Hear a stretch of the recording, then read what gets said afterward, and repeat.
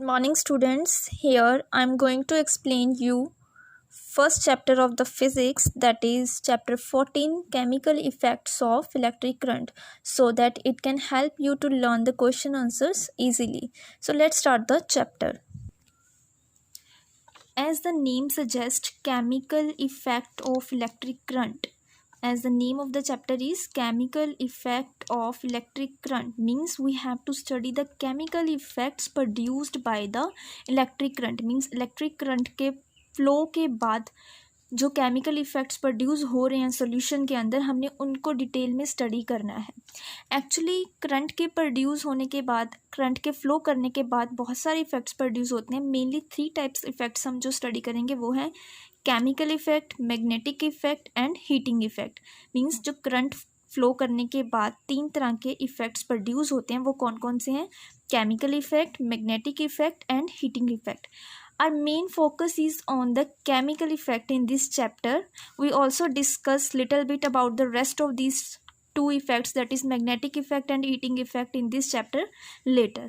So main focus is on the chemical effect of the electric current.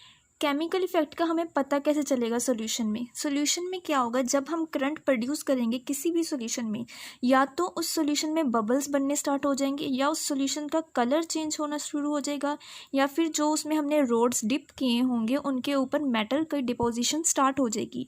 एक metal दूसरी road के ऊपर start हो जाएगा डिपॉजिट होना. तो ये 3 तरह के जब चेंजेस हमें किसी भी सॉल्यूशन में करंट पास होने के बाद दिखाई दें, तो इसका मतलब है कि वहाँ पे करंट की वजह से केमिकल इफ़ेक्ट हो गया है. अब केमिकल इफ़ेक्ट को डिटेल में पढ़ने से पहले हम कुछ और टॉपिक्स हैं इस चैप्टर में जो उन्हें कवर करेंगे.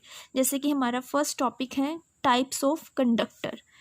टाइप्स ऑफ कंडक्टर हमारे इस चैप्टर की फर्स्ट लाइन है, देखो. Your elders might have questioned you against touching an electrical appliance with weight hands.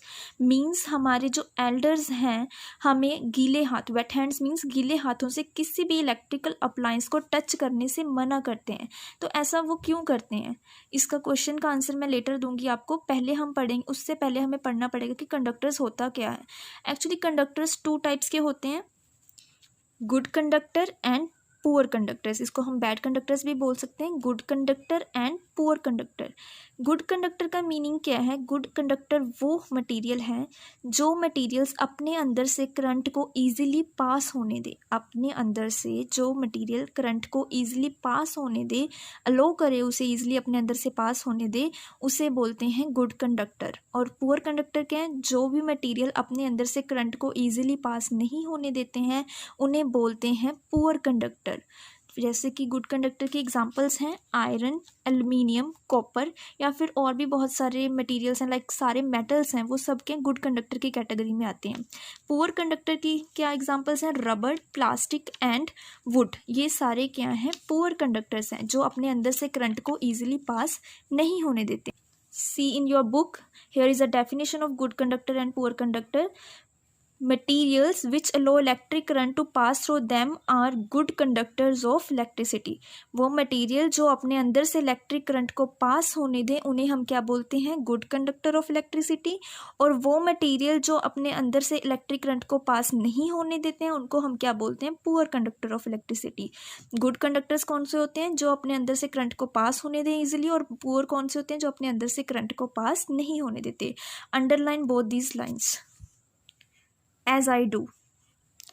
देखो स्टूडेंट्स, बहुत सारे मटेरियल्स हैं जो कुछ गुड कंडक्टर्स हैं, कुछ पुअर कंडक्टर्स हैं. हम हर मटेरियल को मेमोराइज नहीं कर सकते, हमें नहीं याद रह सकते. अगर हम लिस्ट भी बना लेते हैं कि ये गुड कंडक्टर्स हैं, पुअर कंडक्टर्स हैं, तो हर मटेरियल को हम याद नहीं रख सकते. तो उनको चेक कैसे करना है कि हमें कैसे पता चलेगा कि कोई मटेरियल गुड है या पुअर है? तो उनके लिए इलेक्ट्रिक टेस्टर बनाए गए हैं. हमारा नेक्स्ट टॉपिक है अब टेस्टर. टेस्टर बनाए गए. टेस्टर की हेल्प से हम चेक करते हैं कि कोई मटेरियल कंडक्टर है, गुड कंडक्टर है या नहीं है. देखो टेस्टर क्या होता है? टेस्टर के आगे एक आयरन नेल होती है, पीछे प्लास्टिक की बॉडी होती है और उसमें एक बल्ब लगा होता है. अगर तो किसी मटेरियल को हम टच करते हैं उसके साथ और उसका जो बल्ब है वो ग्लो कर जाए, तो इसका मतलब क्या है कि वो मटेरियल कंडक्टर है, वो अपने अंदर से करंट को इजीली पास कर रहा है. लेकिन अगर वो बल्ब ग्लो ना करे और डिम ग्लो करे, तो इसका मतलब क्या है कि वो मटेरियल अपने अंदर से जो करंट है उसे पास ईजिली नहीं होने दे रहा है और वो क्या है, पुअर कंडक्टर है। अगर टेस्टर का बल्ब ग्लो करे तो वो गुड कंडक्टर है मटेरियल, और अगर टेस्टर का बल्ब ग्लो नहीं करता है तो वो मटेरियल क्या है, पुअर कंडक्टर है। देखो आपको इस चैप्टर में बोला जा रहा है कि आपने क्लास 6th में एक टेस्टर बनाया था, होममेड टेस्टर बनाया था। तो देखो कैसे बनाया था आपने, और उस टेस्टर की हेल्प से कैसे मटेरियल को चेक करते हैं। सी द टेस्टर इज, यहाँ पे क्या है, एक सेल है, बल्ब है, वायर्स हैं, और ये जो मटेरियल है स्क्रू ड्राइवर है जिसको हमने टेस्ट करना है कि ये कंडक्ट कर रहा है कि नहीं कर रहा है। देखो सेल का काम क्या है, सेल का इलेक्ट्रिक सप्लाई पावर जो हमारी सप्लाई करेगा वो। उसके बाद यहाँ पे देखो ये एक वायर है, सेल से बल्ब के साथ कनेक्ट है, और बल्ब का एक एंड यहाँ पे है, इधर सेल का एक एंड यहाँ पे है। ये जो दोनों फ्री एंड्स हैं, जो भी मटेरियल जिसको हमने टेस्ट करना है उसके साथ हमें उसे अटैच करना है। जैसे यहाँ पे हमने स्क्रू ड्राइवर को टेस्ट करना है तो हमने उसके जो आगे वाला हिस्सा है, आयरन नेल है, उसको उसके साथ अटैच किया। यहाँ पे देखो वायर्स ये अटैच हैं। तो इसका मतलब क्या है, देखो जैसे ही हमने ये दो वायर्स हैं यहाँ पे अटैच की, हमारा जो बल्ब है वो ग्लो करना स्टार्ट कर गया। इसका मतलब कि यहाँ से करंट सप्लाई हुआ, यहाँ से पास होता हुआ यहाँ पे बल्ब के पास पहुँच गया, हमारा सर्किट कंप्लीट हो गया। करंट मतलब यहाँ से सप्लाई होके बल्ब तक पहुँच गया, जिसकी वजह से बल्ब क्या ग्लो कर गया। इसका मतलब जो हमारी ये जो आयरन नेल है ये क्या है, कंडक्टर है। मीन्स हमारा जो आयरन का मटेरियल है ये आगे वाला, ये क्या है, गुड कंडक्टर है। तो आयरन किस में कंसीडर की जाती है, गुड कंडक्टर में। तो एक एग्जांपल ये होगी गुड कंडक्टर ऑफ इलेक्ट्रिसिटी की, कि आयरन क्या है, गुड कंडक्टर है। Similarly on the other hand see this diagram, here the wires are on the plastic body. यहाँ पे जो बैक साइड है स्क्रू ड्राइवर की, जो होल्डर है स्क्रू ड्राइवर का उसके ऊपर है, जो कि प्लास्टिक की बनी हुई है। इस डायग्राम में हम देख रहे हैं कि जो हमारा जो बल्ब है वो ग्लो नहीं कर रहा है। इसका मतलब क्या है, हमारा जो प्लास्टिक है वो क्या है, पुअर कंडक्टर ऑफ इलेक्ट्रिसिटी है। इस तरह से टेस्टर से हम और भी मटेरियल्स जो हैं उनको चेक कर सकते हैं कि वो पुअर कंडक्टर हैं या गुड कंडक्टर हैं। Here examples are given in your book. Underline these lines also.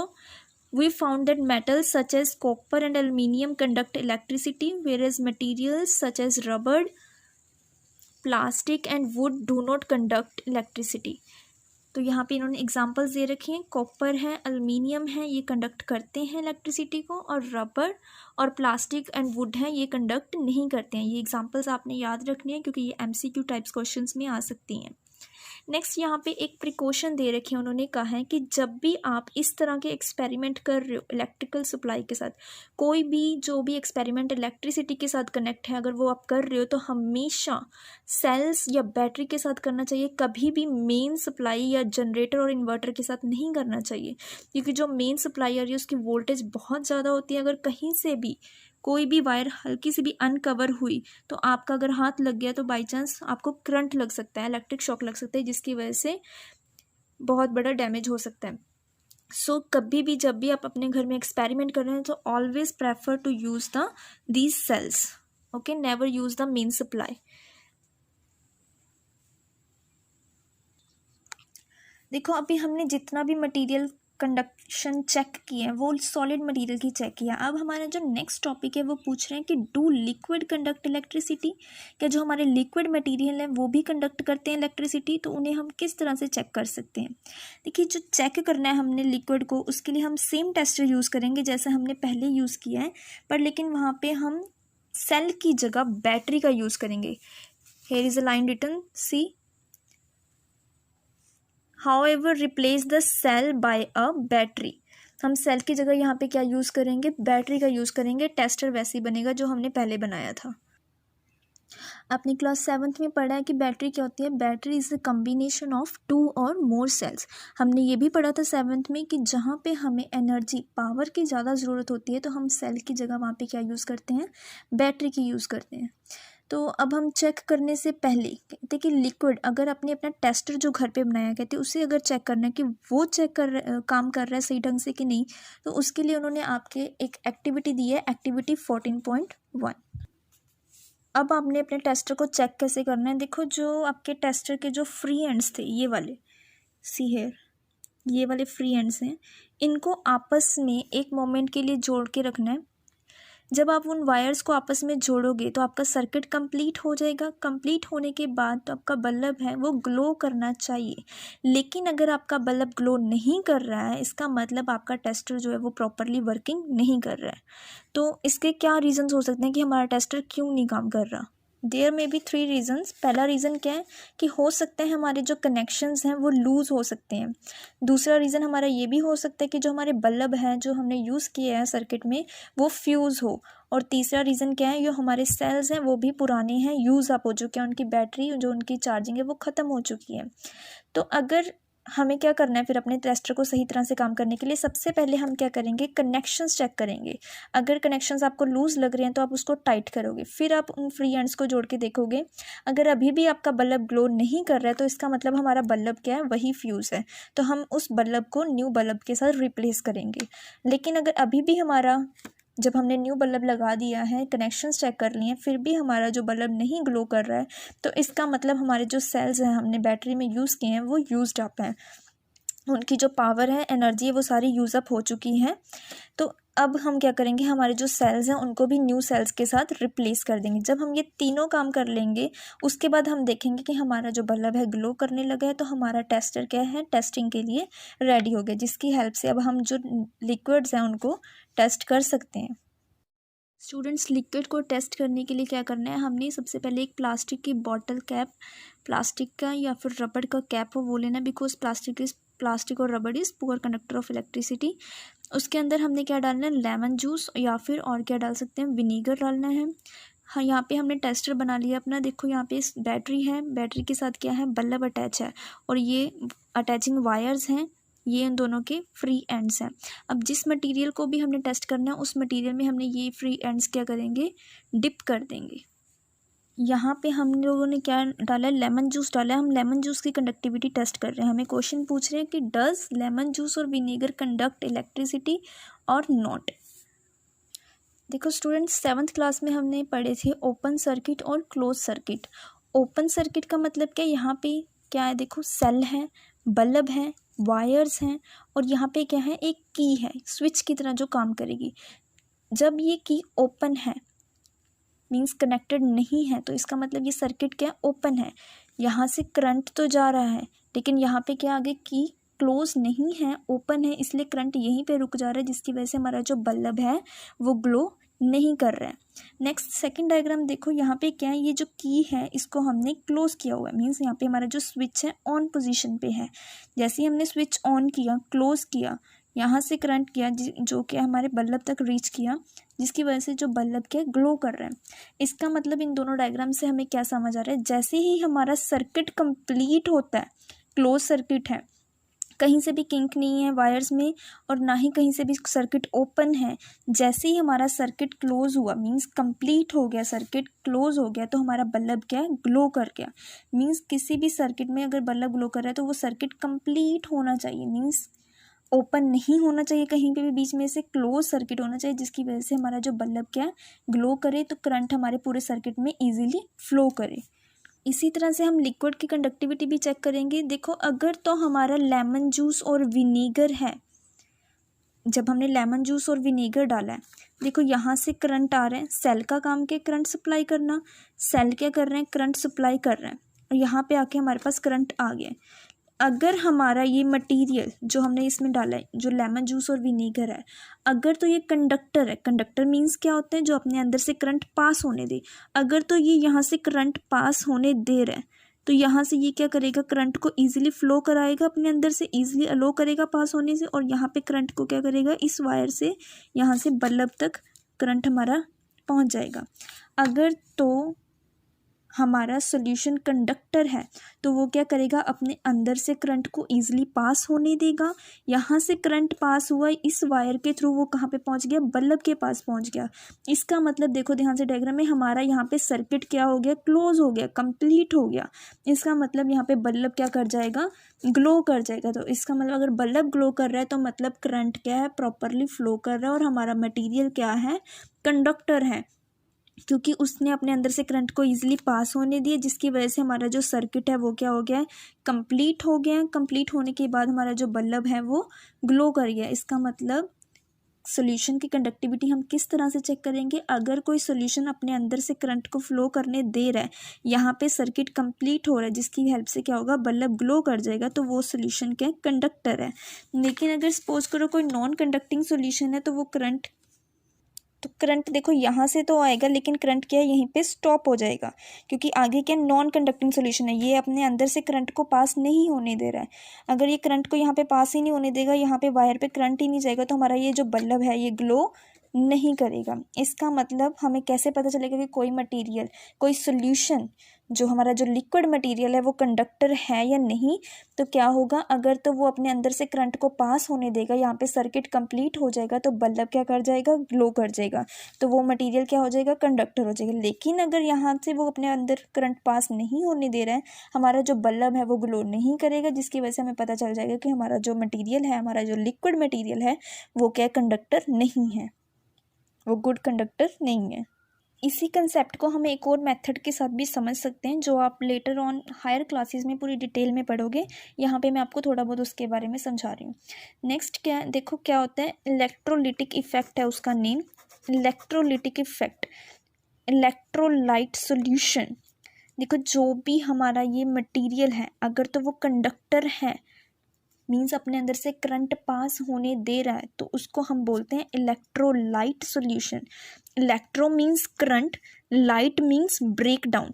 क्या होता है ऐसे सॉल्यूशन में, क्या होता है, जब भी हम करंट पास करते हैं तो उस सॉल्यूशन के अंदर जो एसिड है या कुछ बेस है, वो अपने आप को आयंस में ब्रेक कर लेता है। आयंस क्या होते हैं, ये पॉजिटिव और नेगेटिव चार्ज को हम क्या बोलते हैं, आयंस बोलते हैं। देखो जैसे मैं एग्जांपल दे रही हूँ, ये ए बी है, ए बी का मतलब क्या है, कोई सॉल्यूशन है, यहाँ पे जैसे ही करंट पास किया तो ये अपने आयंस में ब्रेक हो गया। एक है ए पॉजिटिव, दूसरा क्या है B negative. See here, A positive B negative means अपने आप को इन्होंने आयंस में ब्रेक कर लिया। अब ये आयंस में ब्रेक हो गए हैं, तो ये क्या है, फ्री है मूव होने के लिए। जब ये फ्री है मूव होने के लिए, तो ये क्या कैरियर बन गए, मीन्स अब क्या करंट कैरियर्स बन गए। करंट इन इलेक्ट्रिक करंट क्या होता है, flow of carriers, flow of charges, flow of electrons we can say. यही डेफिनेशन पढ़ी है हमने 7th क्लास में, what is electric current, flow of electrons. तो जो इलेक्ट्रॉन्स या फ्री चार्जेस हैं, इनके फ्लो को ही हम इलेक्ट्रिक करंट बोलते हैं। तो जब ये यहाँ पे आयंस पहले बाउंड फॉर्म में थे, जब करंट पास किया वो अपने आयंस में ब्रेक हो गए हैं, ए पॉजिटिव बी नेगेटिव अलग अलग हो गए हैं, सेपरेट हो गए हैं, तो उनकी हेल्प से क्या है, हमारा जो करंट है सोल्यूशन में से पास करेगा और दूसरी वायर तक रीच करेगा। तो वो सोल्यूशन क्या हो गया, कंडक्टर हो गए। मीन्स जो सोल्यूशन इलेक्ट्रोलाइट है, मीन्स ब्रेक डाउन हो जाएगा आफ्टर करंट के पास होने के बाद, तो वो सोल्यूशन क्या हो जाएगा, कंडक्टर, गुड कंडक्टर हो जाएगा। और जो सोल्यूशन नहीं होगा, इलेक्ट्रोलाइट मीन्स जो ब्रेक डाउन नहीं करेगा, तो वो क्या होगा, poor conductor of electricity. Simple सी एग्जांपल देती हूँ मैं आपको, जैसे वाटर है, वाटर क्या है, H2O। H जैसे ही हमने करंट पास किया तो ये अपने दो आयंस में डिवाइड हो जाता है, H पॉजिटिव और OH नेगेटिव, दो पार्ट्स में ये डिवाइड हो जाता है। अब ये डिवाइड हो गया, फ्री हो गए हैं आयंस, तो इसका मतलब हमारा जो वाटर है ये भी क्या है, गुड कंडक्टर ऑफ इलेक्ट्रिसिटी है। आपको मैंने स्टार्टिंग में चैप्टर में बोला था कि हमारे जो एल्डर्स हैं हमें वेट हैंड से किसी भी इलेक्ट्रिकल अप्लायंस को टच करने से मना करते हैं। और वो क्यों करते हैं, क्यों इतना डेंजरस है वेट हैंड से इलेक्ट्रिकल अप्लायंसेस को टच करना, क्योंकि हमारा जो वाटर है वो क्या है, गुड कंडक्टर ऑफ इलेक्ट्रिसिटी है, क्योंकि वो अपने अंदर से करंट को इजीली पास होने देता है, जिसकी वजह से हमें क्या है, जब हमने अपने वेट हैंड से हमने इलेक्ट्रिकल अप्लायंस को टच किया है, तो वो करंट है जो वेट हैंड्स के थ्रू हमारी बॉडी में पास हो सकता है, जिसकी वजह से हमें इलेक्ट्रिक शॉक लग सकता है और इवन डेथ हो सकती है। तो इसीलिए हमेशा कभी भी वेट हैंड से इलेक्ट्रिकल अप्लायंसेस को टच नहीं करना चाहिए। यहाँ पे भी आपको दिख रहा है, जो जैसे ही हम करंट पास करेंगे H2O में, H2O वाटर का फॉर्मूला है, जैसे ही हम इसमें करंट पास करेंगे ये अपने आयंस में ब्रेक हो जाएगा, H पॉजिटिव OH नेगेटिव, और ये फ्री कैरियर्स बन जाएंगे। कैरियर्स मीन्स किसी चीज़ को लेके जाने वाली।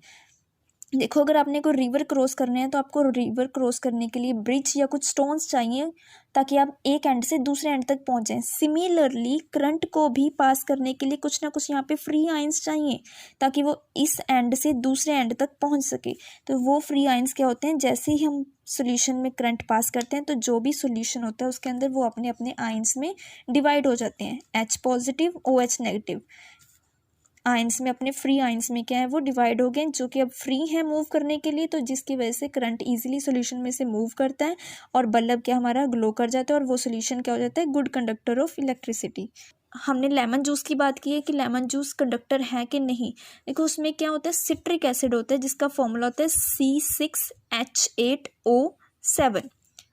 C6H8O7 ये दो पार्ट में डिवाइड हो जाता है, C6H8 और O7 पॉजिटिव और नेगेटिव पार्ट में, जिसकी वजह से ये भी फ्री आयंस का काम करते हैं और करंट क्या इजीली मूव कर सकते हैं। दूसरा हमने पढ़ा था विनेगर। विनेगर क्या है, aqueous solution of acetic acid.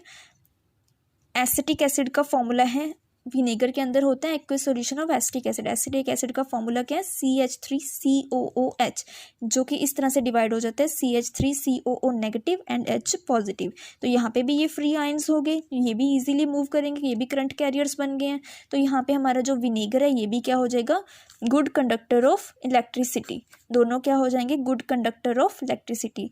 देखो दूसरी साइड अगर मैं पुअर कंडक्टर की बात करूं तो वो है जैसे कि डिस्टिल्ड वाटर। जो हम प्योर वाटर की बात करते हैं डिस्टिल्ड वाटर, क्योंकि उसके अंदर डिस्टिल्ड वाटर के अंदर कुछ नहीं होता, even no minerals no ions, कुछ नहीं होता, वो बिल्कुल साफ होता है डिस्टिल्ड वाटर। तो अंदर कोई कैरियर ही नहीं है करंट को लेके जाने के लिए, तो वो क्या होगा, वहाँ पे करंट उसके अंदर से पास नहीं होगा, जिसकी वजह से जो डिस्टिल्ड वाटर है वो क्या हो जाएगा, नॉन कंडक्टिंग मटीरियल, और we can say poor conductor of electricity, क्योंकि करंट को पास करने के लिए भी कुछ ना कुछ कैरियर चाहिए। ये जो मैंने आपको कंसेप्ट बताया वो आप हायर क्लासेस में डिटेल में पढ़ोगे, लेकिन अभी जो आपने याद रखना है कि अगर हमने किसी मटेरियल, किसी लिक्विड मटेरियल को चेक करना है कि वो कंडक्टर है कि नहीं, तो वो सिंपल यही है कि अगर तो आपका बल्ब ग्लो कर गया है, जब आपने टेस्टर की वायर्स डिप की हैं उस सॉल्यूशन में, अगर बल्ब ग्लो किया तो वो जो आपका लिक्विड मटेरियल है वो गुड कंडक्टर है। अगर बल्ब नहीं ग्लो किया तो वो मटेरियल आपका क्या है, poor conductor of electricity, because circuit complete होगा अगर आपका कंडक्टर मटेरियल कंडक्टर है, गुड कंडक्टर है, वो अपने अंदर से करंट इजीली पास होने देगा और बल्ब क्या कर जाएगा, ग्लो, तो वो क्या है, गुड कंडक्टर ऑफ इलेक्ट्रिसिटी। और अगर वो यहीं पे अपने करंट अपने अंदर से पास नहीं होने देगा तो बल्ब ग्लो नहीं करेगा, तो वो क्या हो जाएगा, पुअर कंडक्टर ऑफ इलेक्ट्रिसिटी। इस तरह से हम अपने लिक्विड मटेरियल्स को चेक कर सकते हैं कि वो कंडक्टर गुड कंडक्टर है या फिर पुअर कंडक्टर ऑफ इलेक्ट्रिसिटी है। इसी एक्टिविटी के रिलेटेड एक क्वेश्चन पूछा गया है कि कई बार ऐसा होता है कि हमारा सॉल्यूशन कंडक्टर है, मींस अपने अंदर से करंट पास कर रहा है वो इजीली, पर लेकिन फिर भी बल्ब ग्लो नहीं हो रहा है, तो इसका क्या रीज़न हो सकता है। सबसे पहले हमें ये पता होना चाहिए कि हमारा बल्ब ग्लो क्यों करता है। देखो मैंने 3 इफ़ेक्ट्स बताए थे आपको करंट के, पहला था chemical effect, heating effect and third one is the magnetic effect. अब हमारा बल्ब ग्लो करता है हीटिंग इफ़ेक्ट की वजह से। देखो यहाँ पे एक लाइन लिखी हुई है, इसको अंडरलाइन करो। Due to the heating effect of current the filament of the bulb gets heated to a high temperature and it starts glowing. देखो जो बल्ब है, बल्ब के अंदर ये इस तरह का फिलामेंट बना हुआ है, टंगस्टन मटेरियल का ये बना होता है। जैसे ही यहाँ से सप्लाई होती है करंट की, करंट सप्लाई करते हैं, यहाँ पे क्या है कि हमारे जो ये वायर है, वायर टंगस्टन फिलामेंट है जो, ये रेड हॉट हो जाता है करंट की वजह से, हीट गर्म होना शुरू हो जाता है, ये इतना गर्म हो जाता है कि पूरा रेड हॉट हो जाता है, जिसकी वजह से क्या है, ये हमारा बल्ब क्या है, ग्लो करना शुरू कर देता है। आपने देखा होगा आपके चार्जर्स वगैरह, जब भी आप करंट चार्जिंग पे रखते हो अपने मोबाइल से, आपके मोबाइल और इवन चार्जर्स हैं जो वो भी गर्म हो जाते हैं, तो वो क्यों होते हैं, वो भी हीटिंग इफेक्ट है करंट की वजह से। बल्ब है, जब आप बल्ब को ऑन करके रखते हो काफ़ी टाइम के लिए, उसके बाद आप उसे हल्का सा टच करके देखो बल्ब गर्म हुआ होता है पूरा, तो वो क्यों हो रहा है, क्योंकि वो क्या है, सारे हीटिंग इफेक्ट है करंट के। मीन्स करंट के प्रोड्यूस होने के बाद हीटिंग इफेक्ट भी प्रोड्यूस होता है, जिसकी वजह से जो हमारा ये टंगस्टन फिलामेंट है वो रेड हॉट पूरा लाल गर्म हो जाता है, जिसकी वजह से हमारा जो बल्ब है वो क्या है, ग्लो करना शुरू कर देता है। अब इसे पूरा रेड हॉट करने के लिए सफिशिएंट अमाउंट ऑफ करंट चाहिए। हो सकता है कि हमारे जो सेल हैं, अब रीज़न क्या है कि हमारा जो सोल्यूशन कंडक्टर है, मींस हमारा कंडक्ट कर रहा है, वो करंट को पास कर रहा है, बट फिर भी हमारा बल्ब ग्लो नहीं कर रहा है। तो उसका रीज़न क्या हो सकता है, जो हमारी जो सप्लाई पावर है, हमने जो जितना करंट सप्लाई किया वो सफिशिएंट नहीं है कि हमारे जो फिलामेंट को पूरा रेड हॉट करे, जिसकी वजह से क्या है हमारा बल्ब ग्लो करे। इसका मतलब क्या है कि हमारा जो सर्किट में करंट है वो क्या है, वीक करंट है। वीक करंट होने की वजह से हमारे जो फिलामेंट है वो रेड हॉट नहीं हो पा रहा है, जिसकी वजह से हमारा जो बल्ब है ग्लो नहीं कर रहा है। तो इस प्रॉब्लम का सोल्यूशन क्या है कि हम वीक करंट के लिए एक नया टेस्टर यूज़ करते हैं, जिसमें हम लोग क्या है एलईडी यूज़ करते हैं। बिकॉज जो एलईडी हैं वो weak current means small amount of current के ऊपर भी ग्लो कर जाती हैं। तो हम पहले वाले सर्किट में टेस्टर में बल्ब की जगह क्या यूज़ करेंगे, एलईडी यूज़ करेंगे, जहाँ पे हमारे पास वीक करंट्स होंगे। एलईडी के यूज़ करने के क्या फ़ायदे हैं, एक तो ये वीक करंट पे भी ग्लो करते हैं, दूसरा ये सबसे चीप है और ईजिली हैंडेबल है। को क्वेश्चन आ सकता है एमसीक्यूज टाइप का कि एलईडी की फुल फॉर्म क्या है। तो उसकी फुल फॉर्म नोट डाउन कर लो स्टूडेंट्स, लाइट एमिटिंग डायोड। यहाँ पे मैंने लिखी है, देखो कॉर्नर पे, लाइट एमिटिंग डायोड।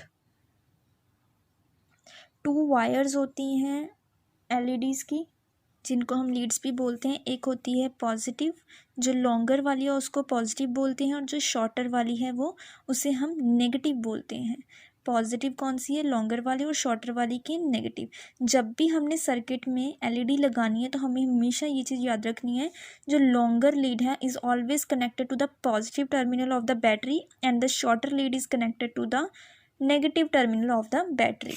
मीन्स ये देखो, जैसे ये बैटरी है, इसका ये पॉजिटिव टर्मिनल है और ये छोटे वाला क्या है, नेगेटिव टर्मिनल है। तो जो एलईडी का लॉन्गर साइड है, पॉजिटिव साइड है, वो पॉजिटिव के साथ कनेक्ट होना चाहिए बैटरी के, और जो शॉर्टर साइड है वो हमेशा नेगेटिव साइड के साथ कनेक्ट होना चाहिए बैटरी के।